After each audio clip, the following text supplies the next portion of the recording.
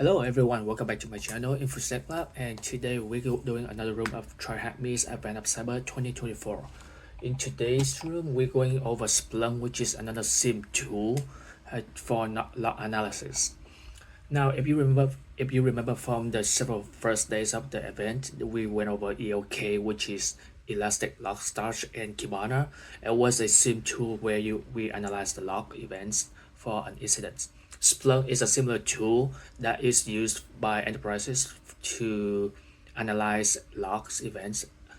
And the learning objectives of today's room is to learn how to extract custom field in Splunk, learn to create a parser for the custom logs, filter and narrow down the search result using search process language, which is similar to KQL if you remember from ELK, and how to investigate log events in Splunk. Now, because there are a lot of instructions in this room, so I'm just going to be reading through the instructions and then do it side by side, so it's going to be easy for us to actually follow. Okay, let's get started. Investigation tab, click on the search and reporting on the left right here, and then on the next page type index equals asterisk search.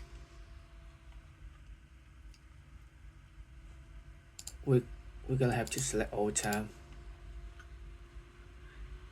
and as expected we see the results returning right here.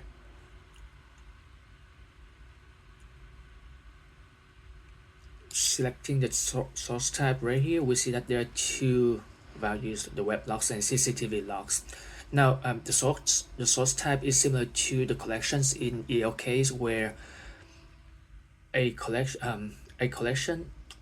source type is a collection of log events for a specific incident. So in this case, there are two collections of the logs, one for the web logs and the other one for CCTVs. Okay, let's continue with the Splunk. There are two datasets as follow. The file contains events related to web connections and the other for CCTV web server. This file contains information about the CCTV application access logs. Let's explore the logs and investigate the attack on the CCTV servers to identify the culprit who got unauthorized access to server and deleted CCTV streams. So let's start by investigating CCTV logs. So in this search bar, we're gonna be filter out the source type equals CCTV logs. All right, let's select it. Okay, the logs has been filtered, but take a look at the data. It's very hard to read. We're not sure what it is, and for readability, it's kind of hard to actually keep track of what's going on. So what we're going to do next is extract the fields for more readability. As it's been explained right here, logs are not parsed properly by Splunk. Splunk does not consider the actual timeline of the event. Instead, it uses only the ingestion time. So now we try to fix the problem by extracting the new field. Click on the extract new fields right here at the bottom, option located below the fields list on the left of the page. Extract new field. So on the first step, select sample event.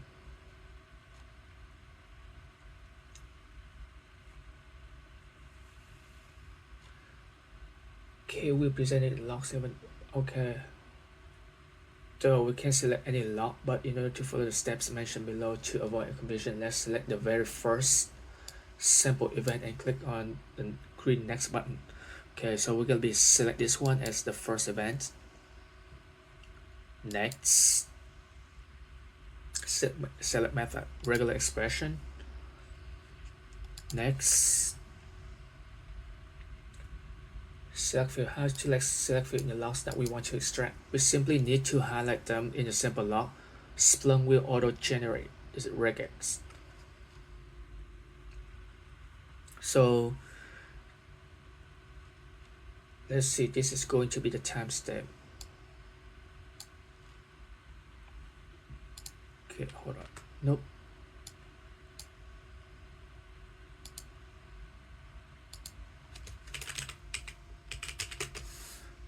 And these are going to be the fields that we want to extract: timestamp, event, user ID, username, and session ID. So this one is going to be the timestamp. Add extraction. This one going to be event, add extraction. This one is going to be user ID, add extraction.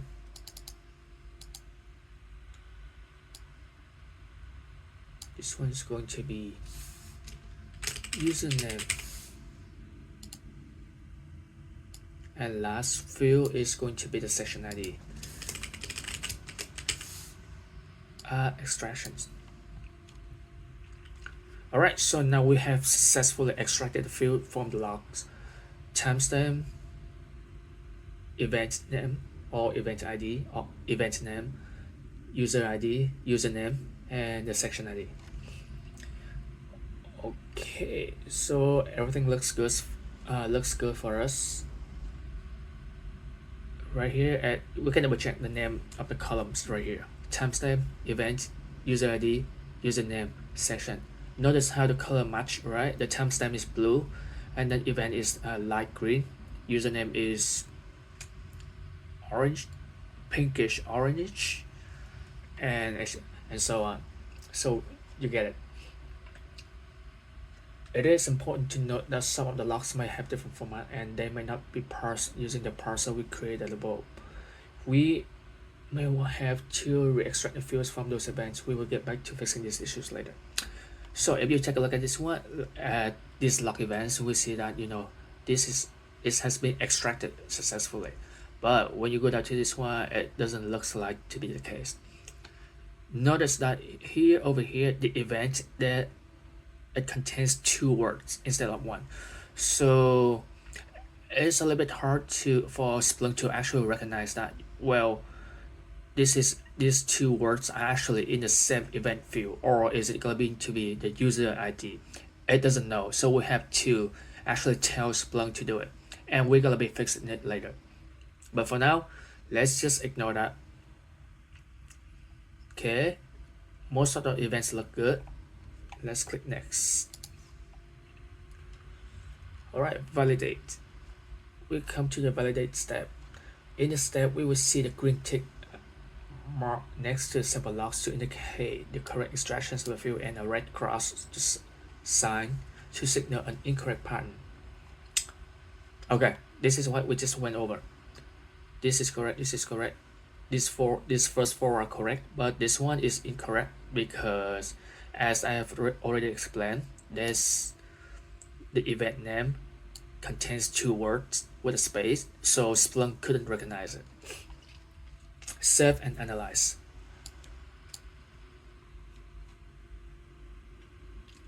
After validating that the extracted fields are correct, the next step is saving and analyzing logs. Okay, let's just finish it. This tab shows that the regular expression created in the extracted field and the sample event that contains the field we want to extract. Save this section by clicking the finish, the button on the top. Okay, we finished. To do so, we click on the explore the fields I just created in the search right here. Explore the field I just created in the search, and it's going to take us back to the dashboard where we can view where we can see the events. We can verify that we successfully extracted the custom fields from the logs by clicking on any of the custom field. However, we don't see anything right now because the timestamp is the last 24 hours and we need old time. And now,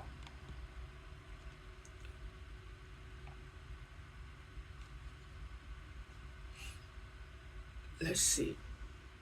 We have username, we have timestamp, we have session ID.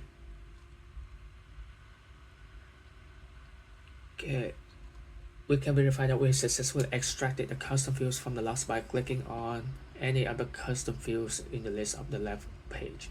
For example, if we want to click on username, which is this one, we will be presented with all the different values that have been extracted from the logs. So we have different users: Byte, Software, Glitch, Marta, and malware, freeware, and hardware. Okay, what's next? It also appears that some fields have not been parsed correctly as expected.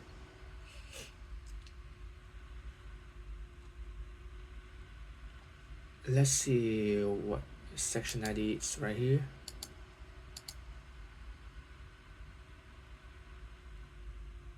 Okay, this one looks off. There's supposed to be a space, and this one also looks off. Okay, improving the field extraction. As previously mentioned, some of the logs are a bit different from the ones we used as the baseline for the field extraction. Some of the log formats that our parser could not pick up as mentioned below. Simple log, successful logging 3 mata, and then this is the second one, login failed. Again, the event name contains 2 separate words, which is why it's failing. Now let's go to setting and fields. Right here, what is it? Settings and fields. Select the field extractions. Okay. Delete the regex part. Regex stands for regular expressions. This tab will display all the patterns fields extracted so far in Splunk. So hold on, let me see where it is. We have selected the field extraction. Okay. And this one the one that we just created. CCTV logs extract timestamp, event, user ID, username, and section ID. Click this one. We select this one.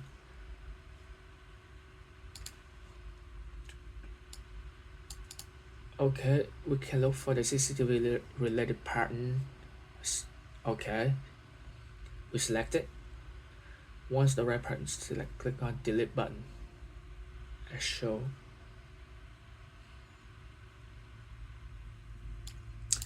Okay, so we've gotta delete this pattern. Okay, let's see, CCTV logs. Let's look for that. We have 2 right here. This one is the one that we're interested in. So let's delete it. And then the next step is open field extractor. Next, click on the open field extractor button, and it will take us to the same tab where we can extract the fields again. Alright, so we have to redo everything. Update the records. This time, after selecting the right source tab as CCTV logs, which is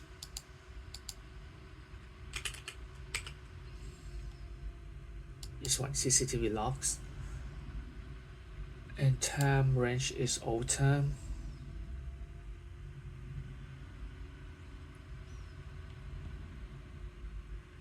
No, not this one.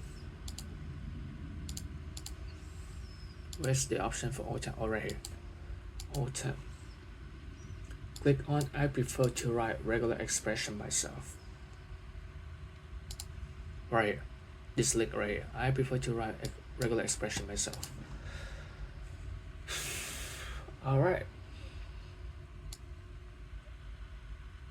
And we're gonna pass the part here. So for those of you who don't know, regular expression is the way we just think about an algorithm that we use to instruct the computers or machines to look for specific strings that match patterns. And depending on the string that we look for, sometimes it can be simple, but a lot of times it can be a lot complex, and we're not going to dive deep into regular expressions. If you want and interested, I can do another video on regular expressions. But for now, just know that this is the pattern that we're going to create for our custom fields. Preview. And boom, now this time it looks correct. See right here? Login successful. Login successful. Cool. And how about the section ID? Let's see where's the section ID. Okay, looks like section IDs look good too. Okay, this regex will fit the field parsing pattern and extract all the needed fields from the logs. It hits save, and then on the next page, click finish. Okay, cool. So now at this point, we have finished extracting all the custom fields for us to start investigating the event logs and to see what actually happens. So let's go and investigate the CCTV footage.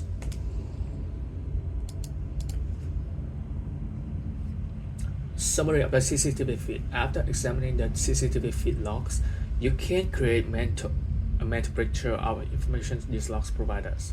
A brief summary of these logs is: the logs contain the successful and failed login attempts from various users. Okay. They contain a few failed login attempts which look suspicious. They contain information about the CCTV footage being watched and downloaded. Event count by each user. Let's use the following search query to see the count of events by search user. So index equals CCTV feed, and stats count event by user. Yeah.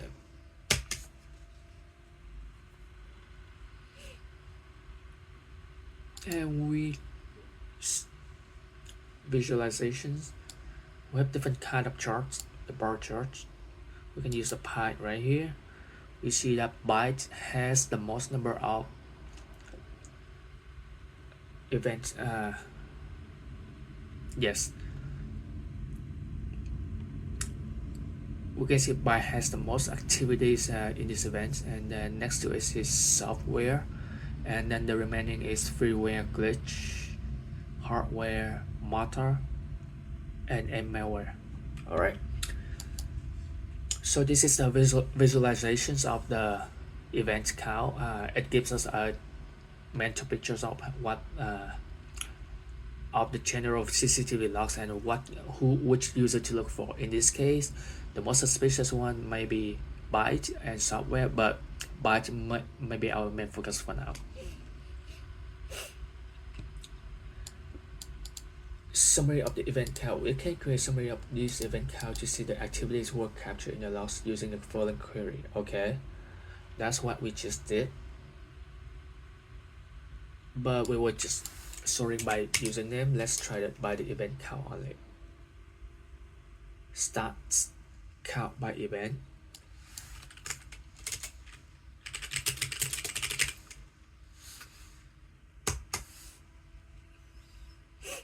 And we see that watch camera has the most percentage of the activities. Delete recording and download recording a lot. Fail login attempt a few, a minor fraction. Login successful, login, logout. So this look the same to me. So if you can log in, then you obviously can log out.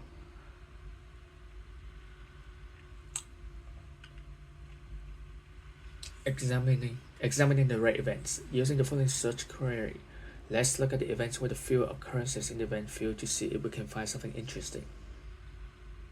So the query is rare events.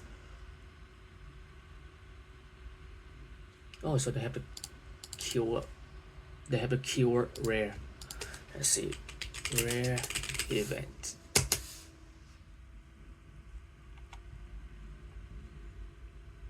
What does it show?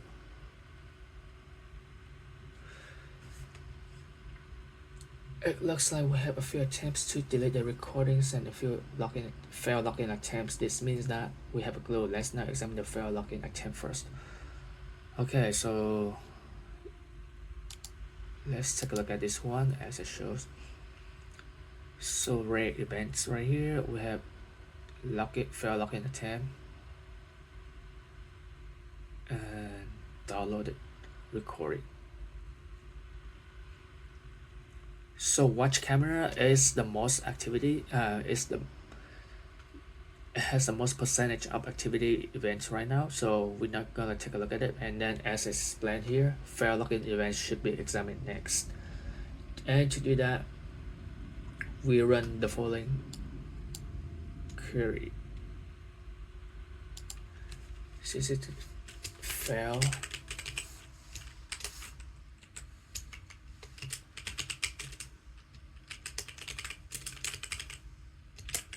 Oh, let me delete this one first.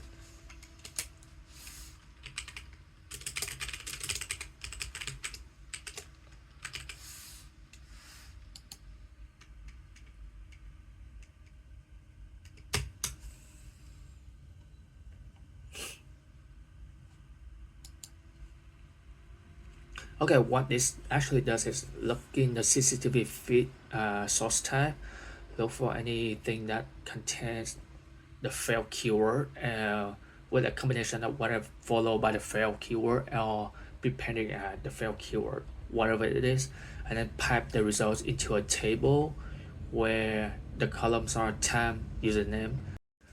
Okay, now that we have filtered out all the events with the failed keywords, and we see byte is the most user that perform this kind of activities, and then all the events are login fail, login fail, login fail. We have a few from Marta, a few from Glitch, but the most user is the user that appear the most here is bytes. So narrowing down our investigation, let's narrow down our results to see what other events are associated with the section ID. Oh, it looks like to be the same section ID. To me, it looks like brute force attack.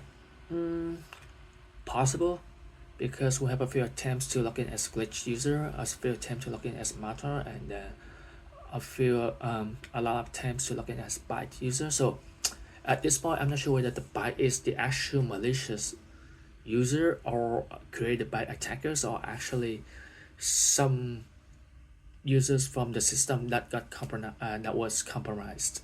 I'm not sure. Let's continue the investigation. Let's narrow down our search results to see what other events associated with the section ID. So this is the section ID that we're interested in. And the query we use is put section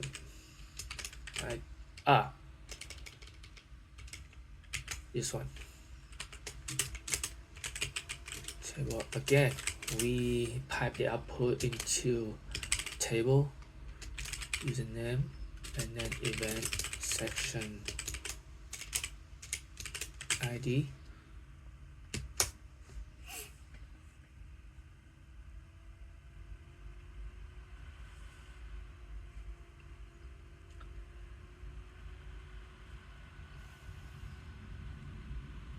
Okay, so let's see how many events related to deletions of the CCTV footage were captured.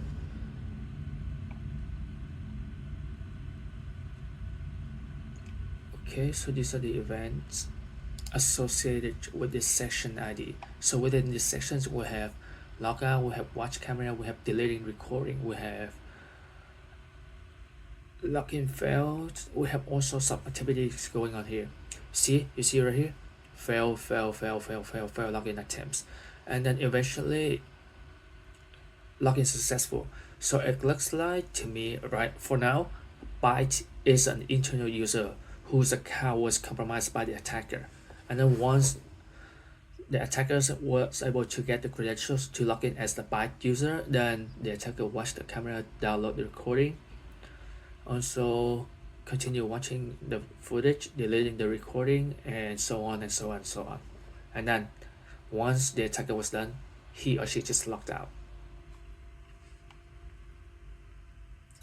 Alright, so let's see how many events related to the deletions of the CCTV footage were captured.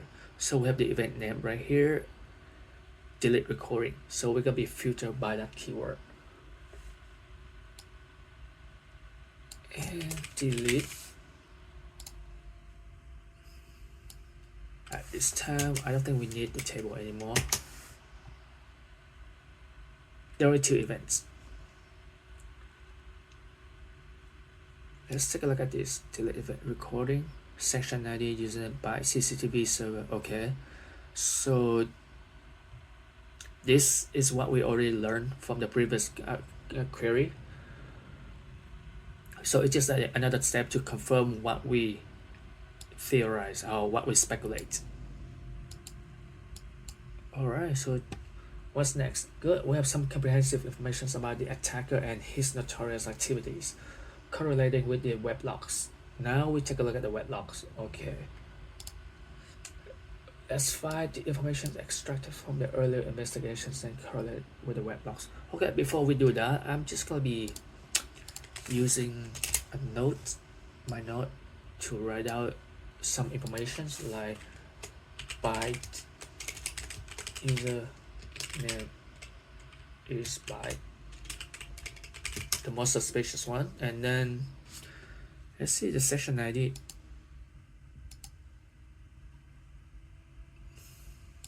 You know what? Just copy and paste everything right here.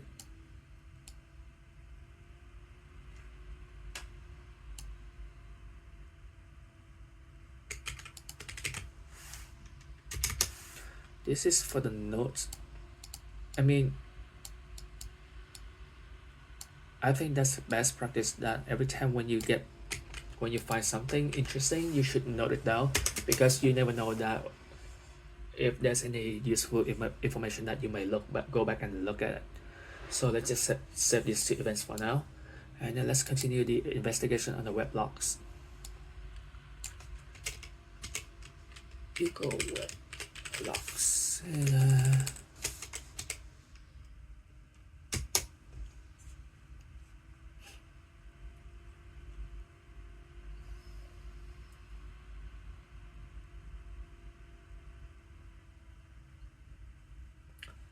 so now, because we have the section ID, we're gonna be looking at the web logs with that section ID. See, that's convenient because I just save it right here.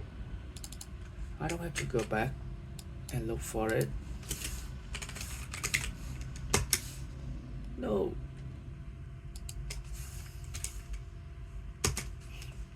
Ah, that's much better.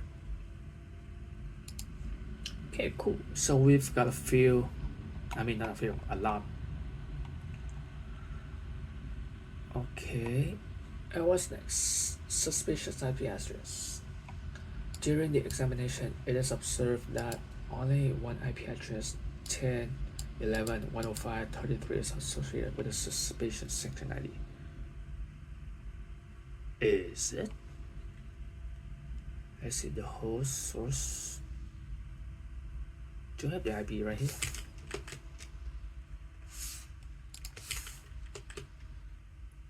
Well, let's see the client IP. Okay.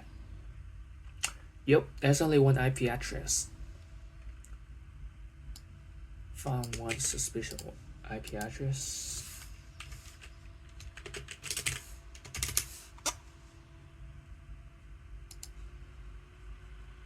What's next?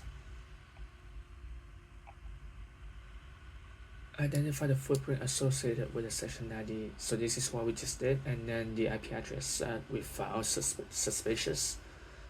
Narrow down the search result associated with the IP address found earlier. And it's also important to note that in this case, the details about the sessions that you have found in the field status. What do you mean?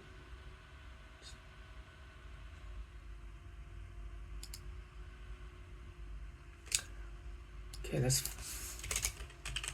client IP equals 10.11.105.33.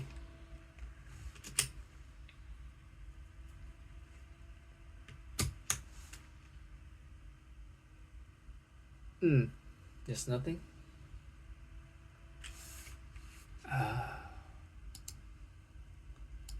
Let's go back then.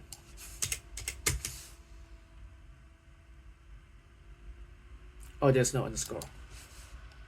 So client equals K.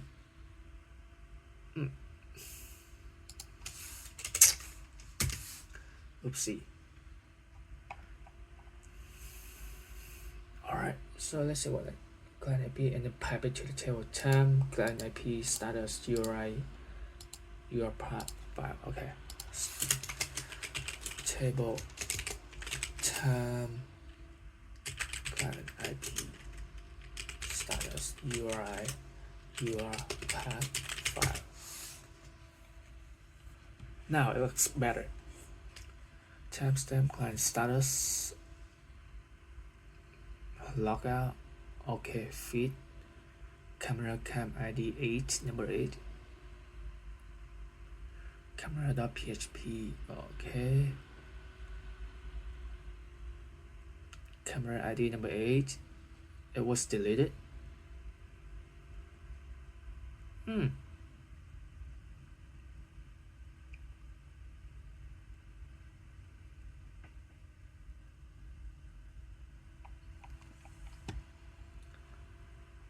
Okay, looking closely, we can see logout events where the session ID was changed.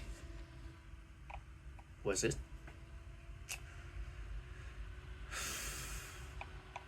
Logout PHP right here, session ID was.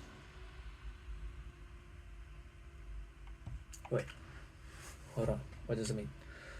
Looking closely, we can see logout events when the session IDs was changed. Can we correlate with these IDs in the CCTV logs and see if we can find anything, any evidence? Say what?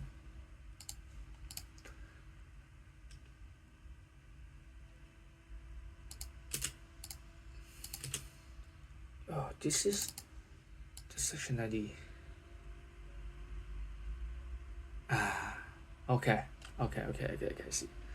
So this is the session ID that we found earlier, and then over here the status line, the session ID is different from what we found earlier. So now we have two values of the session ID, this one, and so second section out. Let's just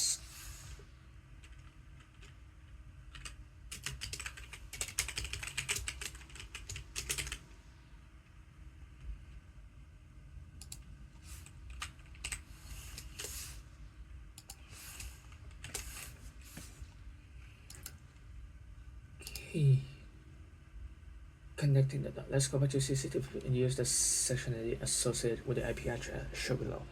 Alright, so we have to go back to CCTV logs, CCTV feed, and then with the session ID that we just collected right here, all time get pipe to the table, time event,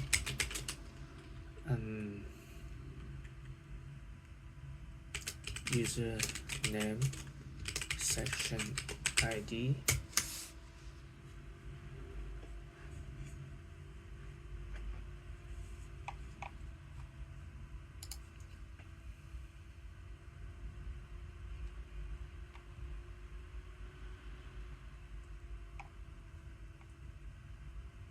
wow. Okay, so now we have successfully got to the username that actually performed the attack.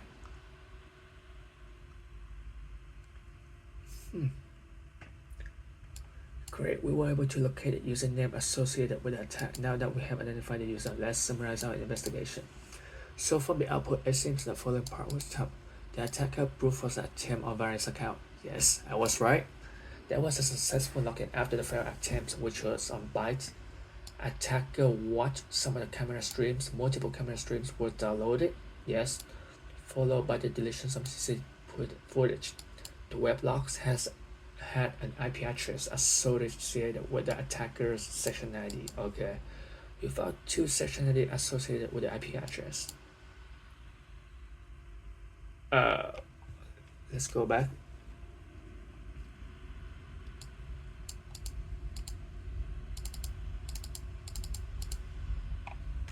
Okay, this part is a little bit confusing. Okay, we found two oil sections ID associated with IP address. Let's just go back to this stat.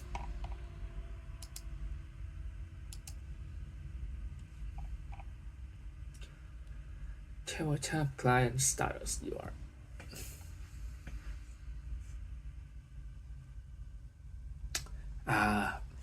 Scrolling down, we see another section ID right here.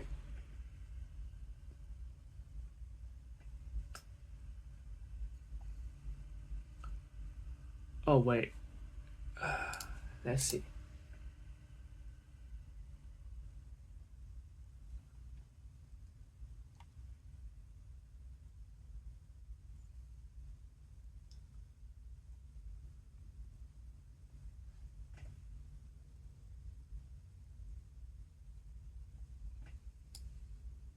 So this is the very first session ID. Okay, this is the very first session ID that we found during the CCTV feed logs.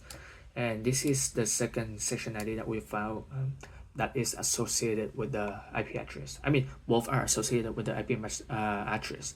But this one is later discovered when we run this query.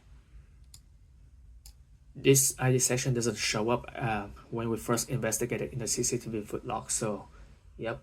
And then when we go back to the CCTV feeds, we were able to locate to identify the username, which is the malware.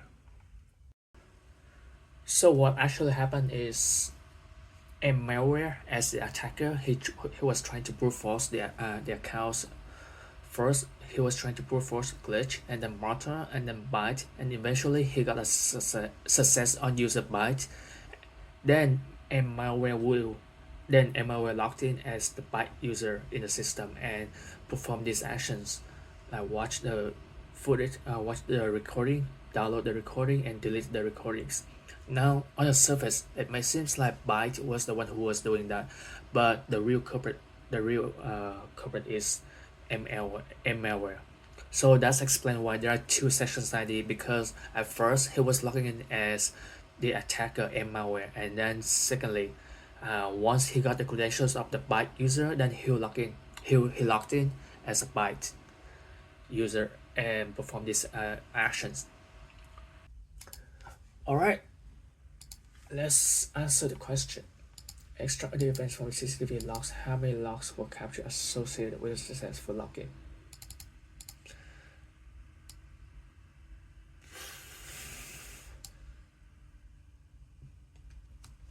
Okay, CCTV and then successful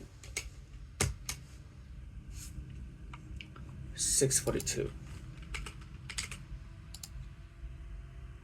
Yes, what session the attacker who deleted recording?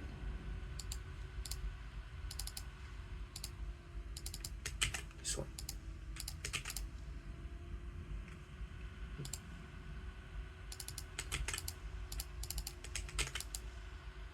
My bad.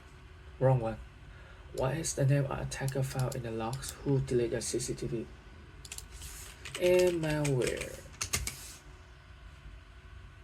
Let's try again.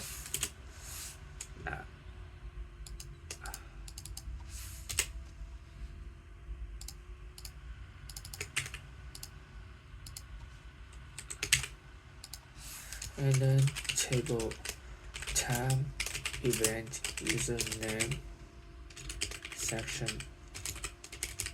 ID malware right here.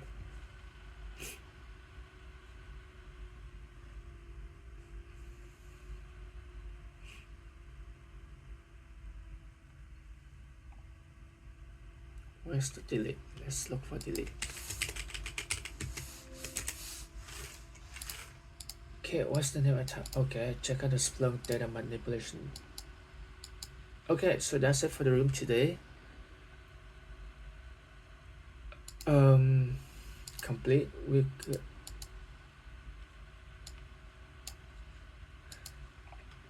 alright, so that's it. I know it's a lot to digest.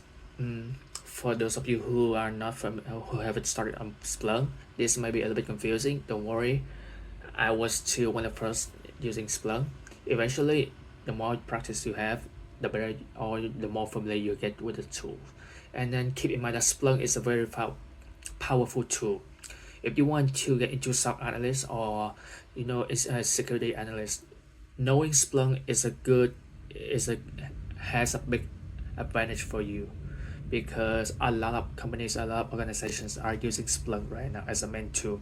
AoC is also popular, so depending on your familiarities and your comfort of using the tools, just pick one, practice with them, and then eventually when you get good with them, you'll be good. You'll be good to be a SOC analyst or security analyst. And that's it for today's room. Thank you very much for watching my video, and I'll see you soon. Bye.